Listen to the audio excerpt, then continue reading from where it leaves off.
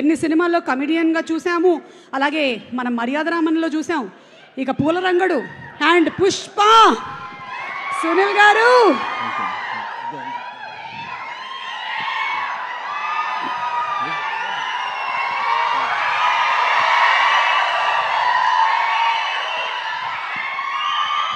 మనిషి అనేవాడు ఇన్నింటి తింటాడా? ఒకటి తీసేయి. ఇలా సునీల్ గారి బంక్ సీను, ఎన్ని డైలాగులు ఇప్పటికీ కూడా మనకి మీ మాడ్యూల్గా తిరుగుతూనే ఉంటాయి.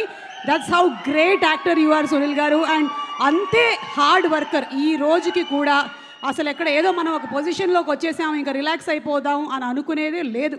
ఇప్పటికీ కూడా ఐఎమ్ ష్యూర్ మీరు 18 గంటలు 19 గంటలు ఎన్ని గంటలు కష్టపడతారో తెలియదు, కానీ హ్యాట్స్ ఆఫ్ టు యూ అండి.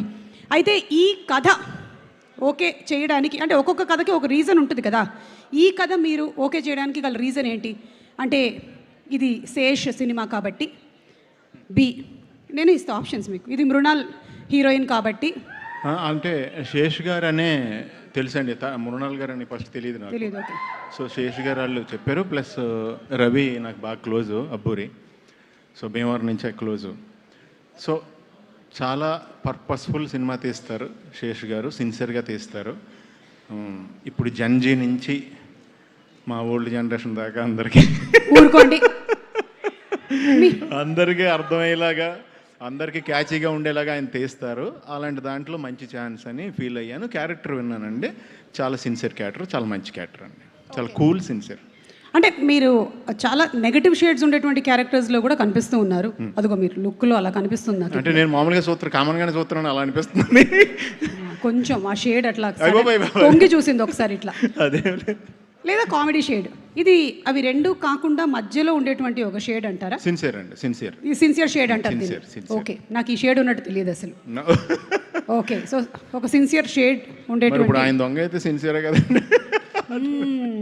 సో ఆయన అయితే దొంగే, అది చెప్పారు కదా. అదే చెప్పారు, కానీ ఎందుకో ఏదో సంథింగ్ మిస్సింగ్ కొడుతుంది నాకు సమ్వేర్.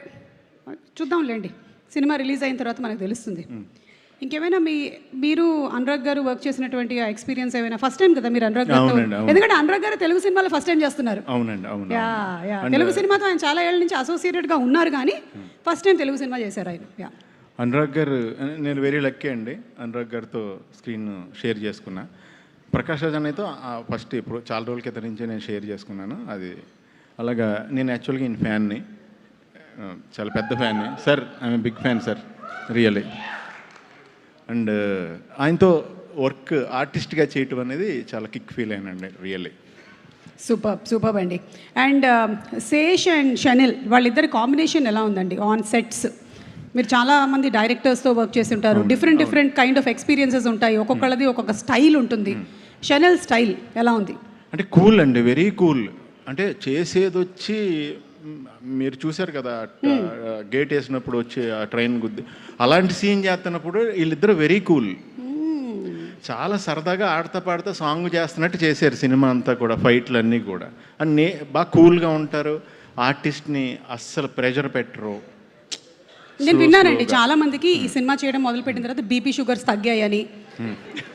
బికాస్ మోస్ట్లీ అండ్ సమ్మర్స్లో కూడా వాళ్ళు లాస్ట్ ఇయర్ చేసినప్పుడు it was more cool, temperature కూడా తక్కువ ఉండిందని విన్నాను నేను. మేబీ శేష్ గారు, షనైల్ గారు లాగా ప్రతిరోజు షూటింగ్ చేస్తే నాకు తెలిసి ఫార్మాస్యూటికల్ ఇండస్ట్రీ పడిపోద్ది.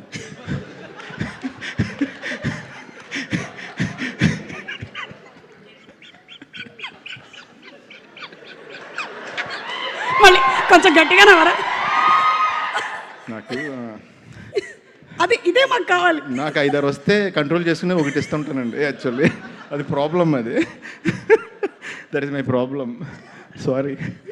లేదండి, but your problem is box office minting money కాబట్టి ఇట్ ఈస్ గుడ్ ప్రాబ్లం అండి. థ్యాంక్ యూ అండి, thank you so much Sunil గారు. Looking forward to seeing you on April 10th. Thank you so much. And ఇలా ఇచ్చేసేయండి. We have another very beautiful actress who's being introduced. Zain, welcome to